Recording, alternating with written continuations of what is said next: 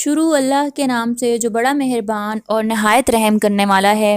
میرے تمام دیکھنے اور سننے والے بہن بھائیوں کو السلام علیکم۔ ناظرین اکرام، آج کا میرا موضوع ہے کہ رمضان کریم میں قرآن کریم کی تلاوت کے فضائل۔ رمضان المبارک قرآن کریم کا مہینہ ہے۔ اللہ تعالیٰ نے اس مہینے میں قرآن کریم نازل کیا، بلکہ دیگر کتب سماویہ بھی اسی مبارک مہینے میں نازل ہوئی ہیں۔ اس لیے اس مہینے کی قرآن کریم کے ساتھ بہت گہری مناسبت پائی جاتی ہے۔ قرآن کریم کا پڑھنا اللہ تعالیٰ سے باتیں کرنا ہے۔ حضرت انس بن مالک رضی اللہ تعالیٰ عنہ سے مروی ہے کہ نبی کریم صلی اللہ علیہ وآلہ وسلم فرماتے ہیں، جب تم میں سے کوئی اپنے رب سے باتیں کرنا چاہے تو اسے چاہیے کہ وہ قرآن کریم پڑھے۔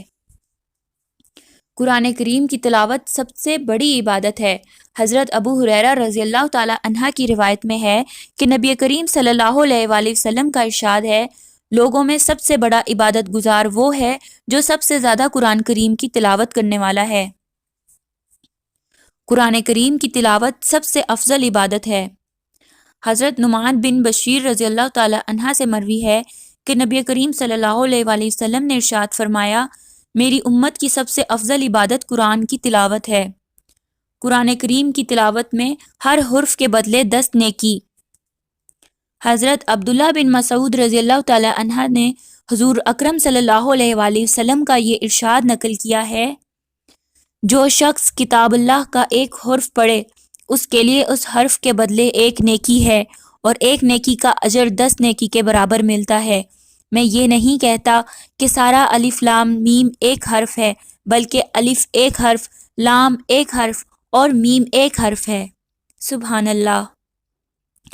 قرآن کریم کی تلاوت دلوں کی صفائی کا بہترین ذریعہ ہے۔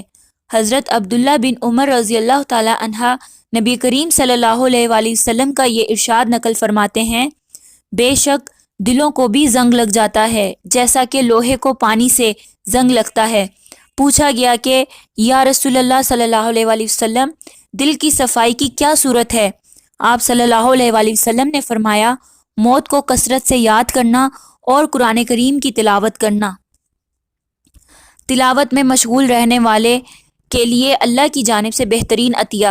حدیث قدسی میں ہے، اللہ تبارک و تعالیٰ ارشاد فرماتے ہیں، جس شخص کو قرآن کریم میں مشغولیت کی وجہ سے ذکر کرنے اور دعائیں مانگنے کی فرصت نہیں ملتی تو میں اس کی تمام دعائیں مانگنے والوں سے زیادہ افضل اور بہتر چیز عطا کرتا ہوں۔ سبحان اللہ۔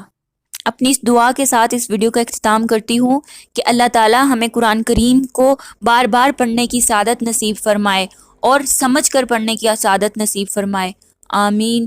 میری اس ویڈیو کو لائک شیئر کریں اور میرے چینل کو سبسکرائب کریں۔ شکریہ۔